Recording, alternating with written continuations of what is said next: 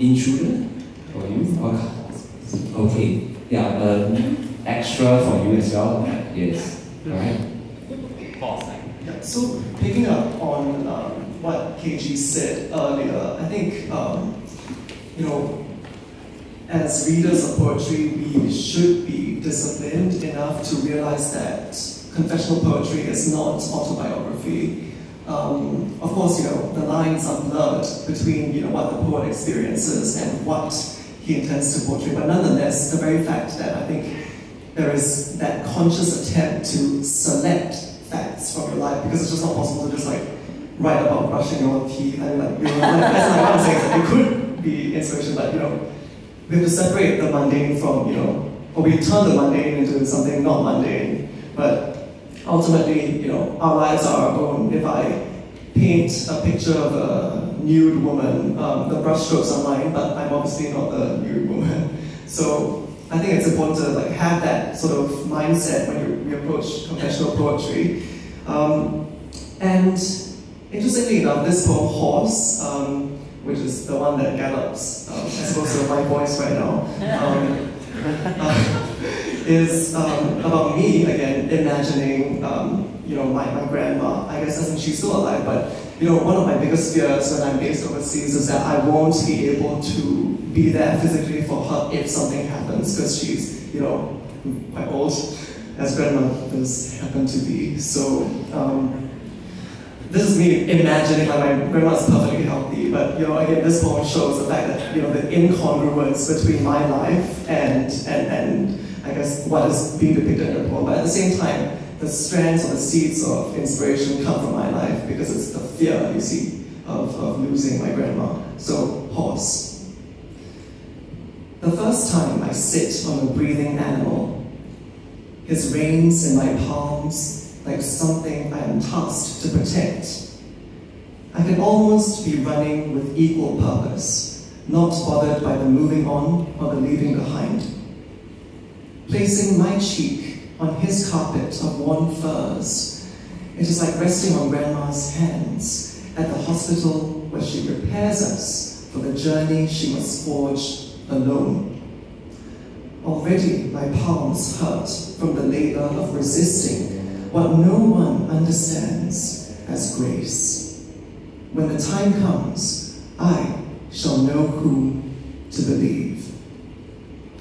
And just to close this session off, the titular poem, Intruder, of this collection, it's written on a train ride to Bristol. Yeah, basically, you know, the thoughts in my head, the idea of traveling, you know, seeing like suitcases stacked like perilously next to me. Yeah, because you know, like city boy in Singapore, so you know, when you look at like big patches of grass, you instantly feel a bit more fulfilled for some reason. So yes, Intruder. Back when I could stare without bitterness, my brain easy enough for toying a newfangled scene or surprise.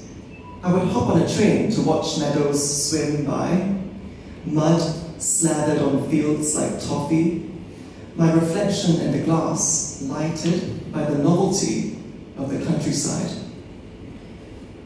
For a moment, there is no shame in becoming my own best companion, no remorse or loneliness pushing me to disentangle words from strangers. When I wake, there would be no need for a future. Give me unsettled coffee by the window. Give me suitcases muffling the snare of permanence with leather rind, and I can almost believe the life hurrying before me is not my own.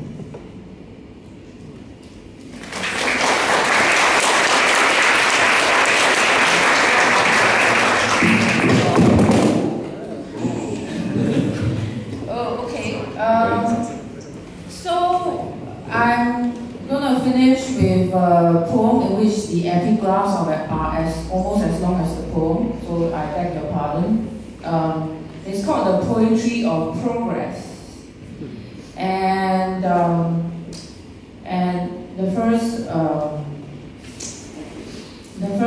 paragraph is from Wordsworth in 1850. And then my heart with pleasure fills and dances with the daffodils. And Lee Kuan Yew follows it up in 1968, and dear Josh has found out the source. Dr. Ko Tai An asked the question, right? And Lee Kuan Yew replied to the esteemed Dr. Ko Tai An, poetry is a luxury we cannot afford. Oh. And then in 1997, he goes on to say, because my posture, my response has been such that nobody doubts that if you take me on, I will put on knuckle dusters and catch you in the cul-de-sac. And in 2007, 10 years later, he says, because the best test, the yardstick is this necessary for survival and progress? If it is, let's do it. And finally, in 2010, the very same man says, she keeps awake for me. I tell her about my day's work, read her favorite poems. And of course, we saw how he looked, right? Just a few days ago. He looked like The Walking Dead. Okay, so he's really near. Okay, we are, trying to not have any extraordinary reaction. But it will be impossible anyway. Just. And it's a response to all that he has said and all that he has responded to. So the poem proper, the poetry of progress, and Singapore is very fixated on progress at the expense of every damn thing else. We kind of know the price of everything and the value of nothing, or rather the national narrative encourages us to do that. Oh well, never mind. For her and only her would you stoop to poetry, that art of unmanly ambiguity, where words wound round symbols, round and round the mulberry bush, or golden like the daffodils. Plato's air, you would expel all poets from your republic and make a sterner poetry of progress. Tread hard on dreams.